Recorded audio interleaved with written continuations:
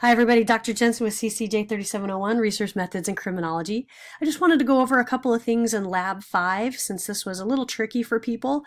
This is where you were doing all these cool recodes, trying to find out people's gender and who they were sleeping with to determine who was gay and who was lesbian, as well as use another variable on how they felt as a parent to try to figure out who was a gay dad and a lesbian mom. Okay, so again, just a few tips and tricks in case you didn't see it in another video. Whenever you go to recode into different variables and you're trying to find a variable you just made, you might need to hit this famous reset button.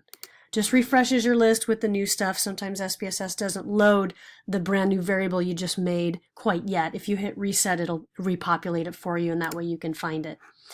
Another little tip and trick kind of generally is I tell people as soon as you open up data in SPSS, on apps.ufl.edu, I would go ahead and just file save it to some place, do a file save as, and then navigate to, you can put in your student file storage.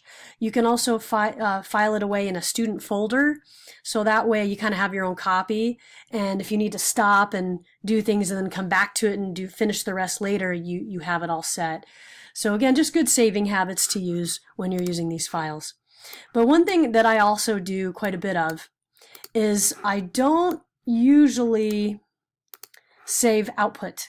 So people go, what do I do with these output files? I ran all these frequencies, I did all these commands.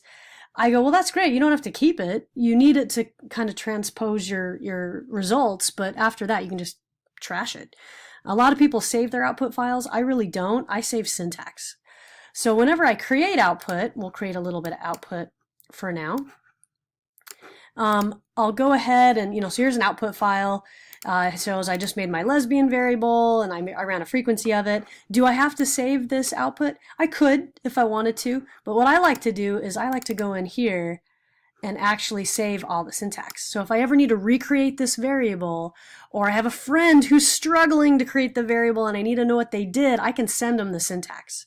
And that can help them do it. So some of you have really struggled with creating variables and maybe you have a classmate that did it correctly, but you didn't and you're getting really frustrated. Have them send you their syntax. Okay, they can go copy and paste this and you can go paste it into a syntax editor and run it and create the variable. I don't care. You're all working on the same lab. You can help each other. Okay, so if you need to open up a fresh syntax editor, and all that is just raw commands, you just go to File, New, Syntax, and it gives you this little blank screen. You can go in here and paste your stuff. That was a YouTube paste I had. You can paste your stuff in here, and then again you highlight it and run it, and you can go ahead and create the variables that you need in your data set. I'm going to go ahead and close this output for now, okay? And I'm not going to save it. But I'm going to go back into this syntax. I put my little notes in here, like this was my syntax for the gays and lesbian variables I made. I'm going to do some more. So I'm going to scroll down a little bit so I can put little notes in here to myself. This was my syntax for creating the gay variable where I put the conditions in there. I can run that. Bam. There's my gay variable. All done. Okay. So again, that's why I save syntax and not output, because I can always recreate the output. Let me finish running some syntax just to show what you should have gotten for Lab 5. So here's the lesbian mom and gay father. And we'll go ahead and run those. If you did the lab correctly, you would have had 5 gay dads out of a total of 64 gays, and you would have had 61 gay moms out of a total of 130 lesbians. So if you did it correctly, you would have received those numbers. Okay, so this just allows you to kind of check what you got and make sure you did it right. But the hard thing is you would have had to create the gay variable correctly and the lesbian variable correctly in order to use it later to find out who gay parents are. Okay, that's kind of the catch with that. Now then, there is one more variable I want to bring your attention to from this lab, and that is this one. It's called H4SE31. I'm going to go ahead and run a frequency of that. You can just watch for now.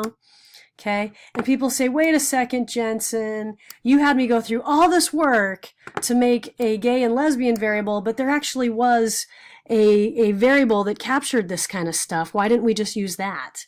I said, well, yeah, we do have a variable. It was called sexual self-definition, wave 4. And this variable gave different kinds of answers. I'm 100% heterosexual or straight. I'm mostly straight, but somewhat attracted to the same sex. I'm bisexual. I'm mostly gay, but somewhat attracted to the opposite sex. I'm 100% gay, or I'm not sexually attracted to males or females. I'm asexual. Okay, so people go, why couldn't we use that variable? Well, you could have, but take a look at this. Okay, we do have responses on here, but we do also have some missing data. Okay, and people go, well, how come I only had 130 lesbians? And over here, I had, 62 gay people. Well, how did I get, 64 gay men and 130 lesbians, but in this question, I only have 62? Well, that's when it comes down to measurement. We just measured your gender and who you're sleeping with, okay? We didn't ask you to express your sexual self-definition. So it could be the discrepancy in that number is, have you come out yet or not as gay or straight? Are you still in the Q mode? You're questioning, okay? Maybe you're kind of still defining yourself. So that's what can explain some of these numbers. You may have come out of the closet, maybe you haven't. And so you're going to answer who you're sleeping with, but you may or may not come out and say, I'm gay or I'm straight or I'm bisexual. Okay. So that's why data can have so much variation to it. Now you could also say, well, I could have been male and sleeping with men and women. That would have made me bisexual, but I only have 86 bisexuals in here. We could have done lots of recodes and so forth to fish out who is sleeping with both genders. And again, that would have been a recode on top of a recode on top of a recode. And you can do that if you're really interested in that population. But I just wanted to show you how different data can be. So this sexual self-definition has to do more with your sexual identity versus who are you sleeping with. Those can be two totally different things, okay? That just goes to show how tricky methods can be with how you ask people about stuff, especially a behavior that's highly personal and very private and very sensitive, where people may or may not put down a certain thing or another because it's a sensitive topic. So I just wanted to show you some of this feedback that you can use, and hopefully you did well on the lab. I'm still grading those, so we'll see how you did. But again, a trickier lab to do. I'm glad you were able to complete it. I gave you extra time to do so because I had lots of steps. If you have questions, please reach out, and we'll see you soon.